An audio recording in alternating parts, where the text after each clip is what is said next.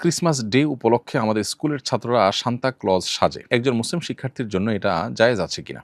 উত্তর হলো না, এটা কোনো অবস্থাতে জায়েজ নয়। এটা হলো অন্য ধর্মাবলম্বী বা ভিন্ন ধর্মের মানুষের সাদৃশ্য গ্রহণ করবার শামিল। অথচ আবু দাউদে বর্ণিত হাদিসে নবী সাল্লাল্লাহু আলাইহি ওয়াসাল্লাম বলেছেন, মান তাশাব্বাহা বিকওমিন ফাহুম, যে ব্যক্তি কোনো ব্যক্তির বা কোনো সম্প্রদায়ের কোনো ধর্মের মানুষের সাদৃশ্য গ্রহণ করবে সে তাদের অন্তর্ভুক্ত হবে। খ্রিস্টানরা ঈসা আলাইহিস সালাম সম্পর্কে তাদের যে বিশ্বাস আছে, সেই বিশ্বাসের জায়গা থেকে তারা যে কাজটি করে থাকে সেটা তাদের ধর্মীয় সিম্বল। অতএব এটা আপনি যদি নিজের মধ্যে ধারণ করেন তাহলে তাদের সাদৃশ্য আপনি গ্রহণ করলেন, যেটা আসলে দৃষ্টিকোণ থেকে নাজায়েজ কথা এবং গুনাহের কথা। ইদানিং অনেক তরুণ রাজনীতিক ক্রাউড ফান্ডিং এর মাধ্যমে নির্বাচনের জন্য অর্থ সংগ্রহ করছে। অর্থের বিধান কি? এটা কি সাদাকা না হাদিয়া?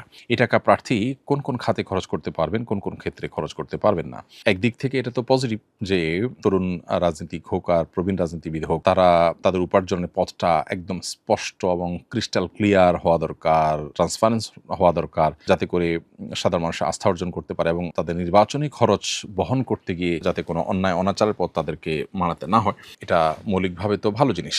তবে যে যেখানে দান করাটাকে মুনাসিব মনে করবেন, তিনি যদি মনে করেন তার এই দানের মাধ্যমে তিনি আল্লাহর সন্তুষ্টি আশা করেন, একটি ভালো কাজে তিনি শরিক হলেন এবং ভালো কাজের বিনিময়ে আল্লাহ তাআলা দিবেন সে আশা করেন, তাহলে তো এটা সওয়াবের বিষয় হতে পারে। এখন আপনি কোথায় দিচ্ছেন, কোথায় দিয়ে কি আশা করছেন, সেটা এখানে গুরুত্বপূর্ণ। যদি আপনার দেওয়ার জায়গাটা সঠিক থাকে, আশাও আপনি আল্লাহর কাছ থেকে সওয়াবের আশাটাই শুধু করেন, অন্য কিছু না, তাহলে সেক্ষেত্রে এটা আপনার জন্য সওয়াবের কারণ হতে পারে। এবং সাদাকা এবং হাদিয়া যে নামেই আপনি নামকরণ করেন না কেন, উভয়টাই এখানে খাটবে এবং উভয়টার এই বিনিময়ে আপনি পেতে পারেন, যদি ওই যে আপনি যেখানে দিচ্ছেন সেটা আসলে উপযুক্ত খাত এবং আল্লাহর সন্তুষ্টির জন্যই দিয়ে থাকেন। এই দুটি বিষয় যদি আপনি নিশ্চিত করতে পারেন। তবে যাকাতের অর্থে এখানে দেওয়া যাবে না এবং যিনি গ্রহণ করবেন তিনি মানুষের কাছে যেই কাজে খরচ করবেন বলে কমিটমেন্ট দিয়ে টাকা নেবেন, সেই কাজেই তাকে খরচ করতে হবে। তিনি অন্য কাজে খরচ করতে পারবেন না। ধরুন নির্বাচন পরিচালনার জন্য তার নির্বাচন পরিচালনার নেসেসারি যে খরচ, সেই নেসেসারি খরচে তিনি এটি ব্যয় করতে পারেন। আমার একটা অনলাইন শপের অ্যাকাউন্টে বিভিন্ন ভাউচার ছিল, যেগুলো অ্যাপ্লাই করলে মূল্য ছাড় পাওয়া যায়।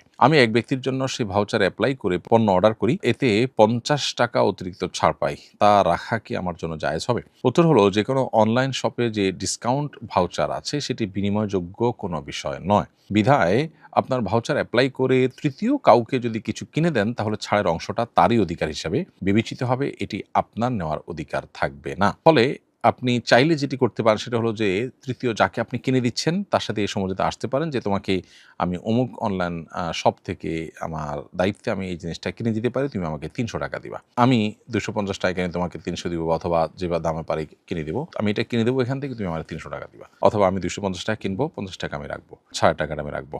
এরকম যদি তার সাথে চূড়ান্ত করে নিতে পারেন, তাহলে আপনি ওখান থেকে কিনে কেমন যেন আপনি 50 টাকায় তার কাছে সেল করলেন এবং অতিরিক্তটা আপনি তখন রেখে দিতে পারবেন। আমি বিভিন্ন প্রতিষ্ঠানে অডিট করি, তবে সময়ের অভাবে শতভাগ অডিট করতে পারি না, আর সাধারণত তা কেউই পারে না। তাই আমরা লিখে দেই 75% অডিট করা হয়েছে। আমার এই কাজটা কি জায়েজ আছে? উত্তর হলো যে, আপনি 70 বা 75% যদি অডিট করেন, তাহলে সেক্ষেত্রে সেটুকু লিখবেন, তাতে কোনো অসুবিধা নেই। যেটুকু অডিট করেছেন সেটুকু লিখলে কোনো অসুবিধা নেই। আপনি অডিট করেছেন 70 বা 75%, কিন্তু লিখেছেন আপনি 100 ভাগ অডিট করেছেন, তাহলে এটা মিথ্যাচার হবে, প্রতারণা হবে, এটা গুনাহের বিষয় হবে। স্বামী স্ত্রী দুজন কি দুই ধর্ম পালন করতে পারবে? ইসলামী শরিয়াত দৃষ্টিকোণ থেকে একজন মুসলিম শুধু একজন আহলে কিতাবের সঙ্গে বিবাহ বন্ধনে আবদ্ধ হতে পারেন। মুসলিম পুরুষ একজন আহলে কিতাব নারীকে বিবাহ করতে পারেন। আহলে কিতাব পুরুষের সাথে কোনো মুসলিম নারীর বিবাহ বন্ধন এটা জায়েজ নয়। কিন্তু আহলে কিতাব অর্থাৎ ইহুদি কিংবা খ্রিস্টান যারা আসমানি কিতাবে বিশ্বাসী, সেরকম কারোর সাথে কোনো নারীর সাথে মুসলিম কোনো পুরুষের বিবাহ হতে পারে। সেটার ক্ষেত্রেও শর্ত হলো তারা সত্যিকারের আহলে কিতাব হতে হবে, অর্থাৎ তারা সে আসমানি কিতাব বিশ্বাসী, সে নবীতে বিশ্বাসী হতে হবে। তারা যদি সেই আসমানি কিতাব বিশ্বাসী না হয়, আজকাল ইহুদি খ্রিস্টানদের অনেকে আছেন ধর্মটা তাদের কাছে গতানুগতিক একটা বিষয়, তারা সিরিয়াস ধার্মিক না, বরং অনেক ক্ষেত্রে তারা নাস্তিক। তো বাস্তবে নাস্তিক বা কোনো ধর্মতে আসলে বিশ্বাস করেন না, জাস্ট পারিবারিক সূত্রে তিনি ওই পরিচয় ধারণ করেন, এরকম হলে তার সাথে কোনো মুসলিম পুরুষের বিবাহ জায়েজ হবে না। এছাড়া অন্যান্য যে অমুসলিম মানুষ আছেন তাদের সাথে কোনো অবস্থাতে কোনো মুসলমানের বিবাহ জায়েজ নাই, যেমন হিন্দু, মুশরিক, তাদের সাথে কখনোই কোনো মুসলমানের বিবাহ এটা হতে পারে না যাবৎ তারা ইসলামে প্রবেশ না করে। অনেক প্রতিবেশী নতুন ফোন কেনার পর আমার মাধ্যমে ফেসবুক পেজ খোলেন। আমি পেজ খুলে দেই এই শর্তে যে তিনি পর্দা বজায় রেখে শুধু রান্নার ভিডিও দিবেন, কিন্তু পরে তিনি শর্ত না মেনে ছবি ও গানের সাথে ভিডিও আপলোড করছেন। তার ফেসবুক অ্যাকাউন্টের পাসওয়ার্ড আমার কাছে আছে, তাকে না জানিয়ে অ্যাকাউন্ট ডিলিট করে দেওয়া জায়েজ হবে কিনা? উত্তর হলো যে আপনি তাকে পেজ খুলে ভালো কাজ করার জন্য উপদেশ দিয়েছেন, এটুকুর মাধ্যমে আপনি আপনার দায়িত্ব পালন করেছেন। এরপর তিনি যদি এটার কোনো অপব্যবহার করে তার দায় তার উপরে বর্তাবে হবে, আপনার উপরে বর্তাবে হবে না ইনশাআল্লাহ তাআলা। কারণ আপনি সঠিক কাজ করার জন্য দিয়েছেন এবং তাকে ওসিয়ত নসিহত করে দিয়েছেন। এরপর তিনি রক্ষা করছেন না, সেটার দায় পরিপূর্ণভাবে তার। বিধায় আপনার এটা নিয়ে নিজের মধ্যে আর কোনো অপরাধ বোধ থাকা উচিত নয়। সেক্ষেত্রে প্রয়োজনে আপনি তাকে আরও